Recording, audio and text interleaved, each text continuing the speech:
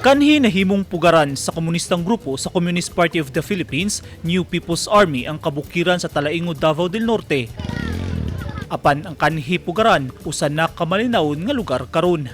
Sumala sa mga residente, sa wala pa nabungkag ang kalihukang komunismo sa lugar, latas-latason lang sa mga armadong grupo ang kalasangan aron dili masiplatan sa mga sundalo. Kining bukira sab ang nahimong Pinoy-anan sa komunistang grupo, din ilang gipanday ang ilang mga plano alang sa nagkahiusang ideolohiya batok sa gobyerno. Usa si Carding Bago alias Kauntod sa mga buhing saksi sa tanang mga aktibidad sa komunistang grupo kaniadto. Siyam katuig si Carding sa kalihukan, una siya nakadesisyon nga mutahan sa iyang kaugalingon ug balik sa gobyerno. Tuig 2019, dihang mibalik si Carding sa komunidad. Sumala niya kagutom, kalisod sa sitwasyon ug ang pakyas nga mga saad sa mga lider sa kalihukan ang nakaaghat niya nga mo-surrender. Ug ubay-ubay sab sa mga kauban niya sa kalihukan ang mikuyog og pagbalik sa komunidad.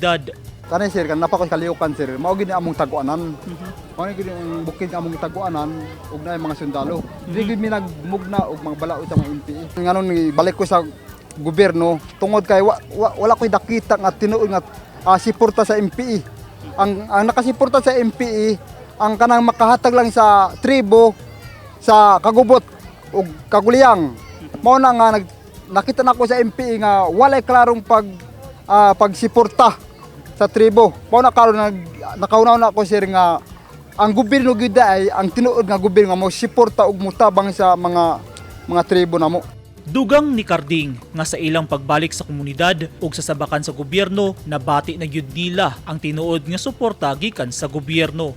O karon sir, nakita gid namo ang tabang sa gobyerno labi na ning mga bata nga nakaeskwela na gani sa gobyerno. Dako gid na among pasalamatan sir kani ang mga tabang sa gobyerno nakita namo nga tinuod gid nga ang gobyerno nga motabang gid sa tinuod. O daghan sir, daghan kayo ang nibalik tungod kay nakita sa mga MPE nga ang tinuod gyud nga mutaba ang gobyerno mo na ang uban nagbalik na sa sabakan sa gobyerno hinay na sila nagbalik hantud karon. O karon murag nakita gyud namo ang among lugar diri linaw na gyud ang among lugar diri tungod kay ang kauban namo nga napas kaliukan nang balik naman sa sabakan sa gobyerno.